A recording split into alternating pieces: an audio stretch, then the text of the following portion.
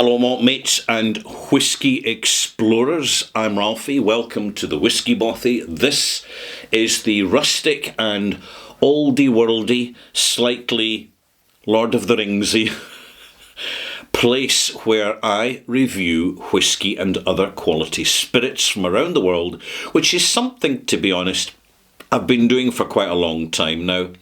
I buy what I review, and this gives me the freedom to give a full and reasonable opinion, even if, at times, it is considered controversial. I tell you what is controversial. It is controversial that you have an industry which is a little bit detached from reality and needs to adapt. All businesses need to adapt.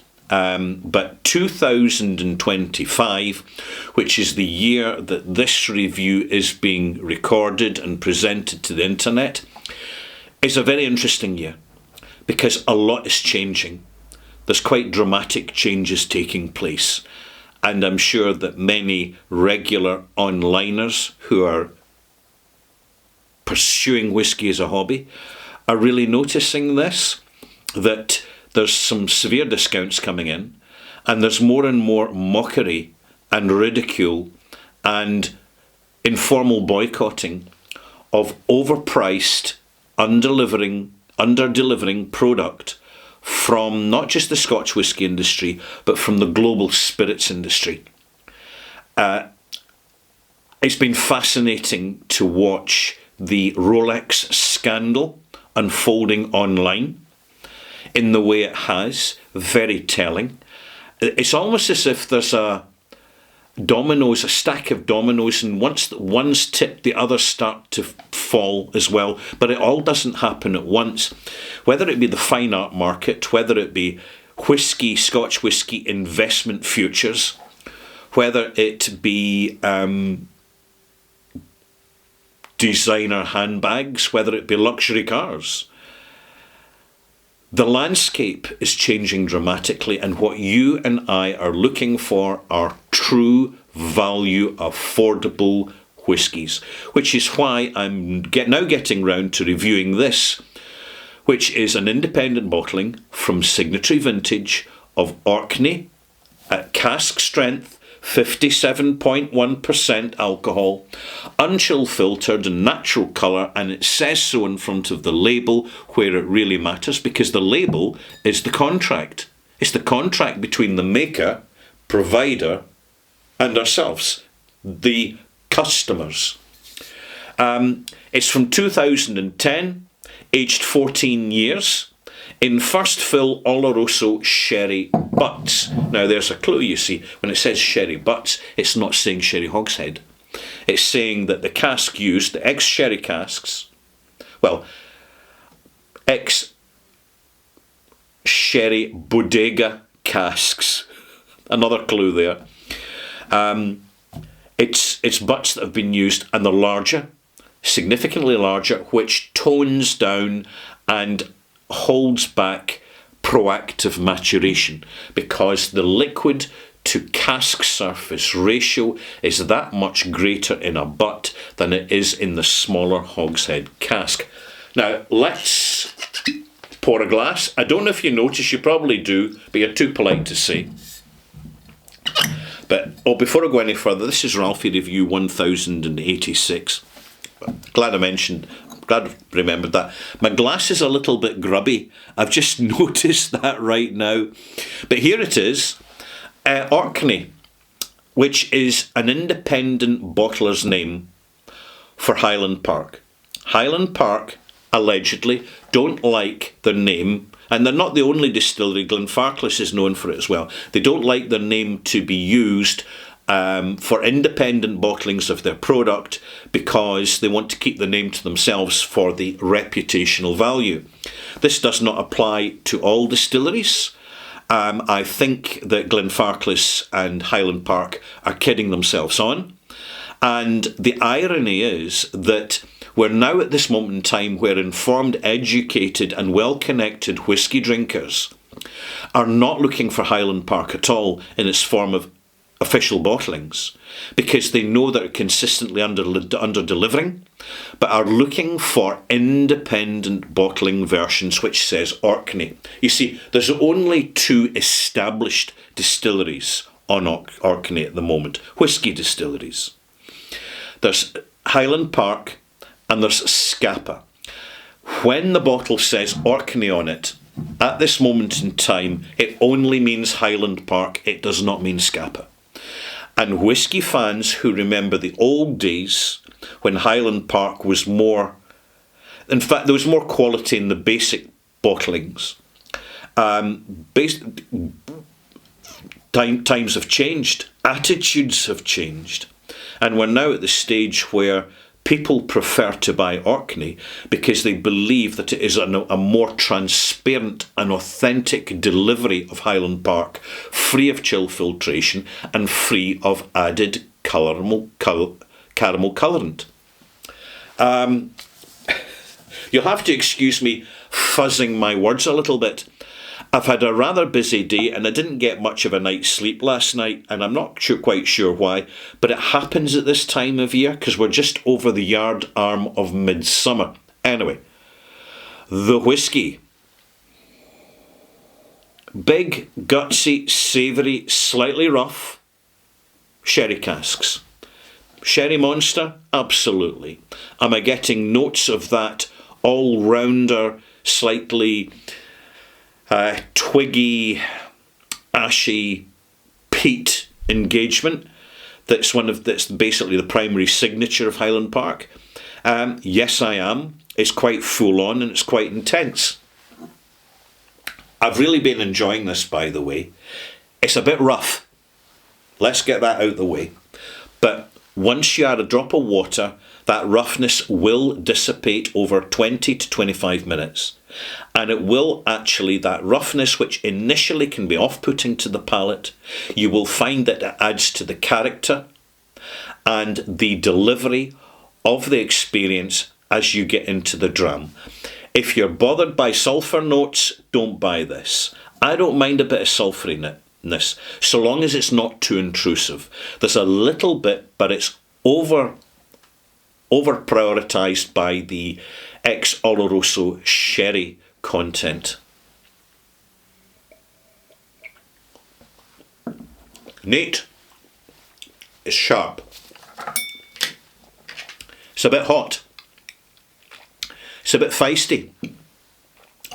And it's got a nippy finish, because that cask has been a little bit sour. So first impressions are not good. They're really not good. However, we don't make our mind up in first impressions. If this was being poured for a Highland Park fan who only knew official bottlings, they would be disappointed. They would. There's just too much going on. However, I've added 2 teaspoonfuls of water, and it needs, in fact, I'm going to go for 3 teaspoonfuls of water, because it needs it. But such is the aggressive, proactive nature of the first fill ex-sherry casks, along with the substantial character of the Highland Park, which is not diminished over time because it's matured in a butt, not a hogshead, so there's not too much wood influence that's toning down the raw signature of the Highland Park. And that is what starts to build this whisky up and put it together. The glass is slightly smeary, by the way. I don't know if you notice it much, but actually it doesn't look too bad in this camera. I washed it, but I've run out of washing up liquid. I get a big stack of the stuff, about 7 or 8 bottles, and it lasts me a whole year. And then I don't buy any more till I run out, and I don't buy any till I've found that I've run out. And this evening, prior to recording this video, I discovered that I'd run out, and I was not going to use shampoo to wash the dishes. No way. It's not going to happen. Let's go back to this whisky. We've given it a few minutes. Slightly matchstick sticky. So we're getting that little sulphur note, but it's getting brighter. It's getting a bit more intense. It's lifting off the liquor, actually, and it's coming up in the nose. And we're getting toffee in the background, toffee and raisin, and that all season peatiness, that mild peatiness that you get from Highland Park.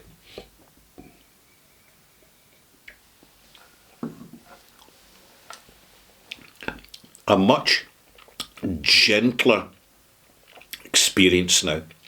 Slightly cola, slightly cherry. Do you remember a confectionery called Cherry Drops? Little tiny cherry coloured red pellets of confectionery. I'm getting that. I'm getting slight cinnamon. I'm getting a slight cloves. The spiciness is quite dramatic. There's a lot going on that needs to settle down before it starts delivering more successfully. Now, a word of warning. If you're not used to buying independent bottles of single malt, you really need to do your homework. You need to be in a whisky club or on an online forum and doing thorough research before you make a move. It is very easy, in fact it happens to many people, that once you start moving away from official bottlings to independent bottlings, you're going to have whisky experiences that you do not recognise in official bottling versions for a very simple reason, Maltmates. They're engineered.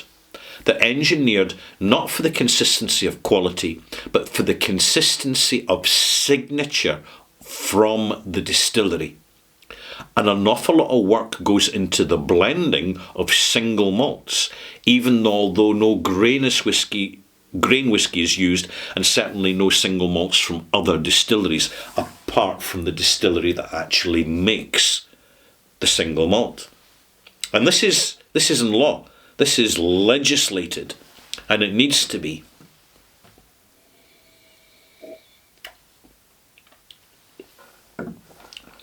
Much more creamy now. The heat is subsiding. It's just becoming a more barley citrus. The sulphur is still holding in there. But it's an interesting, engaging, gutsy, outdoor style of whisky. And I am not disappointed.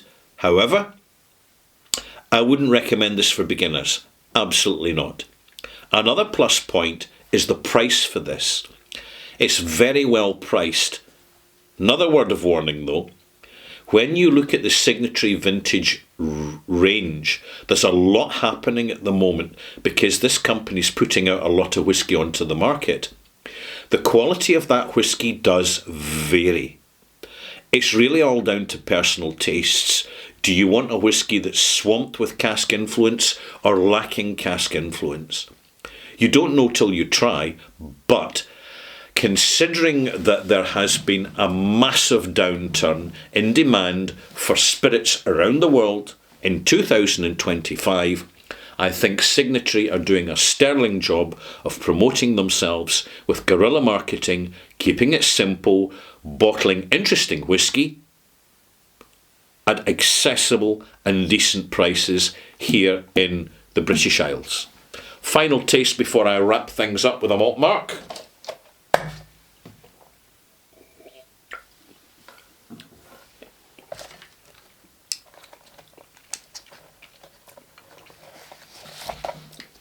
Still slightly hot, but it is mellowing. It's very juicy. It's definitely Highland Park.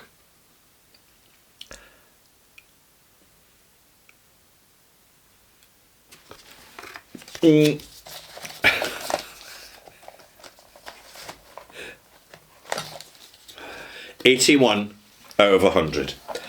You noticed I changed my mind there. I was about to give it 82, but I've given it 81 because although I enjoy slightly rough whiskies, there's margins, there's wriggle room here. And I know that many of you're looking for a more tapered experience. I refuse to say the word smooth. A more cohesive experience. This is a little bit ill-natured. It's a little bit feisty. It's a little bit hot. But I have to say, I actually quite enjoy it that way. I enjoy the gutsiness of it, the dynamic, the aggressive Highland Park. There's no way an official bottling would be like this. And I'm enjoying that as well, because I much prefer this style to official bottlings, which I find simply to be over-engineered. Thanks for watching. Pop back for my next video. Review number 1086 or 87. I'm not quite sure. Extras, in which I will be talking about the downfall of the luxury market and how this affects whisky. See you there.